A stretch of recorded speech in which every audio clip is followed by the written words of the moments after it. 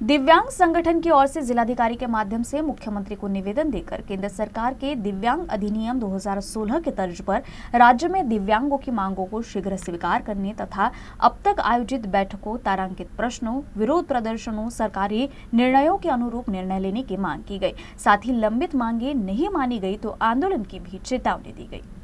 राज्य में दिव्यांगों के लिए 6,000 रुपए मासिक पेंशन तत्काल लागू किया जाए। दिव्यांग लाभार्थियों के बैंक खातों में देरी से जमा होने वाला मानधन तत्काल एवं नियमित आधार पर दिया जाए। आय की अनिवार्यता 1,50,000 रुपए की जाए। बच्चों की उम्र 21 वर्ष होने के बाद पेंशन बंद न की जाए। अकोला जिले में सर्व सुविधा युक्त दिव्यांग भवन का निर्माण किया जाए। दिव्यांगों को अंत्योदय योजना का लाभ दिया जाए।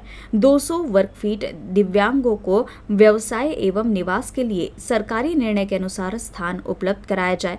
दिव्यांग वित्त विकास महामंडल की ओर से दिव्यांगों को वितरित ऋण माफ किया जाए। राज्य में दिव्यांगों के लिए कौशल विकास केंद्र स्थापित किए जाए। स्वरोजगार योजना, निजी कंपनियों में MIDC में दिव्यांग अधिनियम के अनुसार 4% आरक्षण जैसी 17 मांगों का निवेदन जिलाधिकारी के माध्यम से मुख्यमंत्री को भेजा गया।